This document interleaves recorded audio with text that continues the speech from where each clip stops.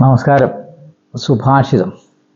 പുസ്തകസ്ഥാപിത വിദ്യ പരഹസ്തഗതം ധനം ദേശാന്തരഗതഃ പുത്രോ നാമമാത്രമുപാചരേത്.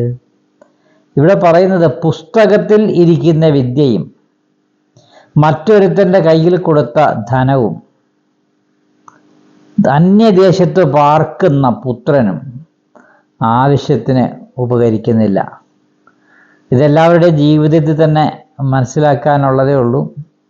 പുസ്തകത്തിലിരിക്കുന്ന വിദ്യ എന്ന് പറഞ്ഞ പുസ്തകത്തിൽ തന്നെ ആയിരിക്കും. സംശയമുണ്ടോ ആർക്കെങ്കിലും? പുസ്തകത്തിലിരിക്കുന്ന വിദ്യ പുസ്തകത്തിൽ തന്നെ, അത് യഥാർത്ഥ രീതിയിൽ പ്രാപ്യമാക്കേണ്ട രീതിയിൽ പ്രാപ്യമായാൽ അതിന് ഗുണമുണ്ടാകും. അതേപോലെയാണ് അന്യരുടെ കയ്യിൽ കൊടുത്തിരിക്കുന്ന ധനം. അത് നമുക്ക് സമയത്തിന് ലഭിക്കുന്ന തരത്തില്ല, ലഭിക്കുമായിരിക്കും, പക്ഷേ സമയത്തിന് ഉപകരിക്കത്തില്ല. അതേപോലെയാണ് അന്യദേശത്ത് പാർക്കുന്ന പുത്രൻ.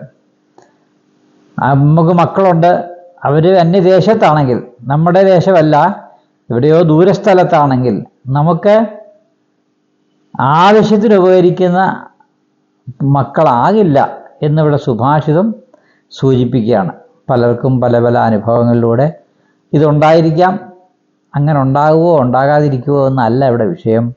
ഇതൊരു സുഭാഷിതമാണ്. സുഭാഷിതത്തിലെ കാര്യങ്ങൾ പറയുമ്പോൾ അതിൻ്റെ ഗുണഗണങ്ങളോ അതിൻ്റെ പ്രാധാന്യമോ അല്ല, ജീവിത അനുഭവങ്ങളാണ് നമ്മൾ മനസ്സിലാക്കുന്നത്. നമസ്തേ.